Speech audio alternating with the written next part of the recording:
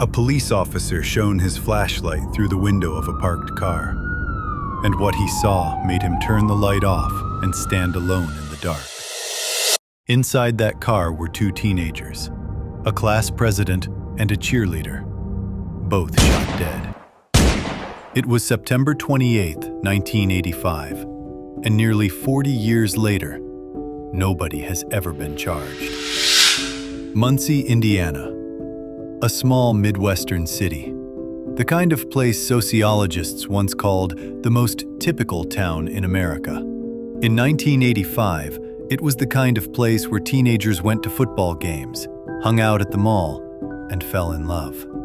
Ethan Dixon was 16, class president, charismatic, the kind of kid everyone wanted to be around.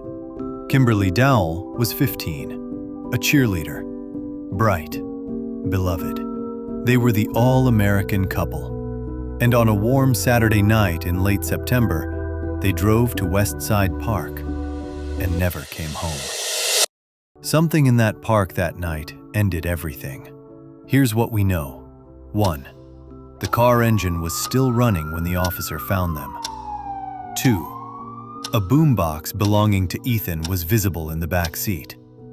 A detail his best friend later said made no sense, because Ethan would never park there. And 3. Police arrived to find a gunshot had shattered the passenger window. Someone got close to that car, close enough to look inside, and then they pulled the trigger. Twice. Police had a theory almost immediately, but what they did with it would haunt this case for decades. It was close to midnight. Canine Officer Terry Winters was responding to a noise complaint near Westside Park when his headlights swept across a parked car, a Volkswagen Rabbit hatchback.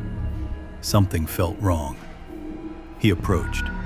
He shone his flashlight through the window, and then he turned it off, stood in the dark, took a breath, and radioed for help. Inside were Ethan and Kimberly, both shot, both dead. The engine still running, as if whoever killed them wanted it to look like they had simply pulled over. By morning, phones were ringing all across Muncie. In a time before social media, word still spread like wildfire. An entire community woke up to the news that two of their brightest kids were gone. But here's where the story gets darker.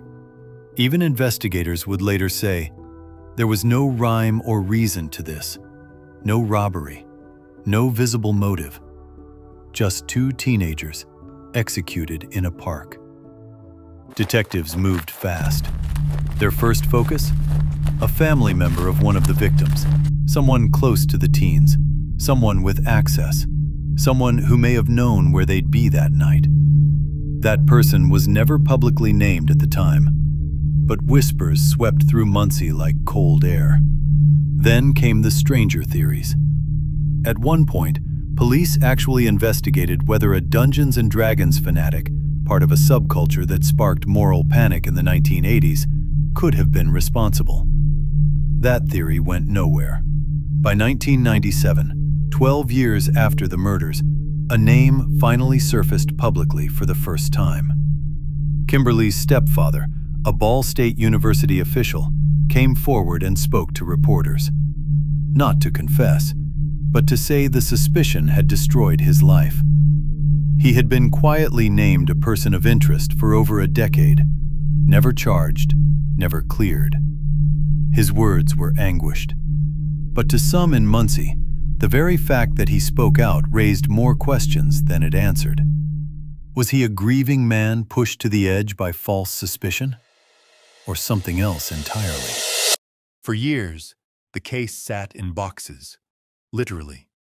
Boxes and boxes of reports, autopsy documents, witness statements, passed from investigator to investigator as a kind of grim inheritance. Each new detective assigned to review the Westside Park murders would spend weeks inside those files and come out without answers. Then, in 2014, something shifted. the Muncie Police Department announced they had identified a new suspect, a name that had never been made public. A dogged investigator had spent years quietly narrowing the field, following threads that other detectives had missed or dismissed.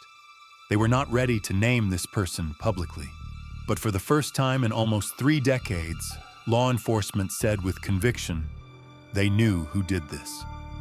But the story didn't end there. In 2021, journalists Keith Roysden and Douglas Walker, who had covered this case for over 2 decades, published a book. For the first time, they named the suspect investigators had privately focused on for years, but no arrest ever came. No charges were ever filed. That person, according to the authors, may still be alive today.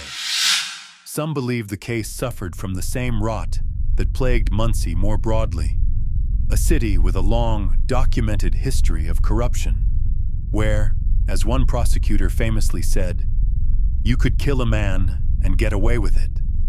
Between 2010 and 2018, 34 unsolved murders were documented in Muncie alone, some dating back to the 1960s.